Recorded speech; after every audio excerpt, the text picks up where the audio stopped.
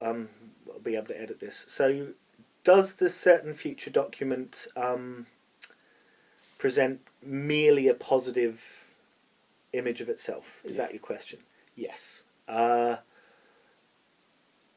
We did a cartoon, and I'll clip this into the video of a flood of sewage coming up, and two characters desperately trying to build sandbags to stop the sewage, and then one of them says to the other, I think I found the source of the problem, and these reports that they're using as sandbags, because that's the only thing you'd use an adaptation report for, are also the source of the shit. Manchester is famous for its boosterism, and self-belief is important, and there is a narrative of Manchester avoiding the dismal fate of Sheffield and Leeds and Liverpool by bidding for the Olympic Games, by responding very well to the IRA bomb in 1996, to getting the airport bigger, and this thing that we're both interested in called the sustainability fix. And I think the most important thing to understand about the climate plan and why it came into existence and where it's from is using this concept of the sustainability fix. Manchester had to be seen globally to be a good place to do low carbon business. Yeah. So if you use your city as a laboratory, as a testing ground for different types of technology that you can market as green, then you're onto something. And this is part of the council's fascination with graphene. And don't get me wrong, I think graphene's great. The problem for the council with the climate plan is lots of the things that you would need to do to reduce your emissions as radically as we need to, and to create a low carbon culture, are not necessarily easily compatible with a global economy and being a quote global city unquote. Things around consumption, personal consumption, but societal consumption, things around the airport, things around assumptions of celebrity culture. And so when you have an ideological tension, the easiest thing to do is simply not admit that the problem exists, and to always put a positive spin on things. And all cities do this. This isn't because the people currently in power in Manchester Town Hall are particularly bad or particularly, wicked. This is just what humans do. Yeah. Therefore, I don't suppose I need to ask, do you think Manchester is on track to make this 41% reduction target by 2020?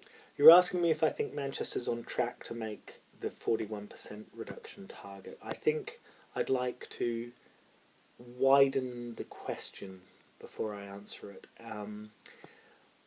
The first and last Director of Environmental Strategy of Manchester City Council, so £250,000 over the course of 4 years, was on the record many times as saying that the 41% target was only for 2020, and the real target was 80% by 2050 or complete decarbonisation.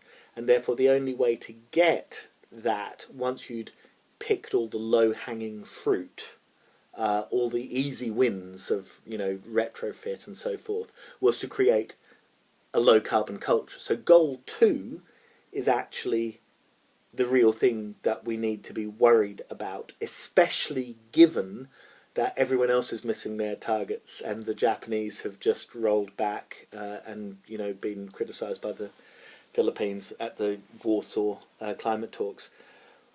The council, the Manchester Certain Future, let's remember, is a plan for the whole city. And so, while you're going to ask me later perhaps about the city council's own internal emissions plan, let's remember the council's emissions are only about 5% of the total emissions for Manchester City Council, Manchester's area. Yeah. And the plan was that 1,000 organisations would endorse the Manchester Certain Future document, and that once you'd endorsed it, you would then go and make your own implementation plan and that at the annual stakeholder conference, people would come together, compare their plans, compare best practice, swap good stories, talk about obstacles and so forth.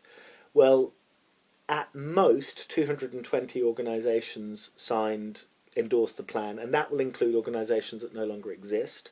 How many of those 220 went forward to produce their own implementation plans? Well, you know the answer, it's 2. The City Council itself and Northwoods Housing, which is its arm's length management organisation. Did the council put pressure on any other organisations to actually move from endorsement to implementation, or to even endorse?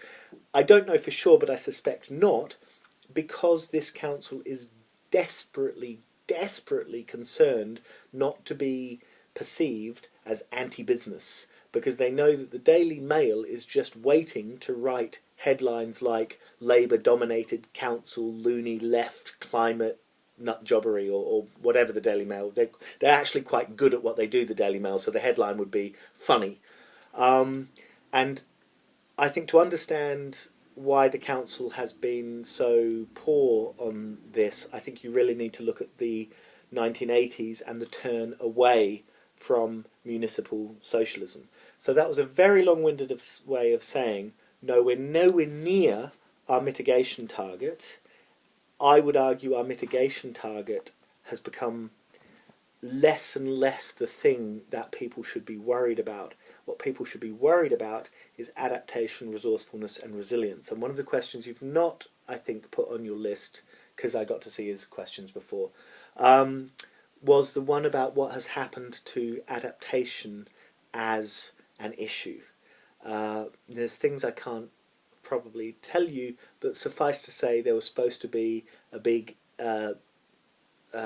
blueprint produced by 2011 with lots of hoo-ha. It got delayed, a conference happened in 2012, and since then not much. Does that answer your question? It does, yeah.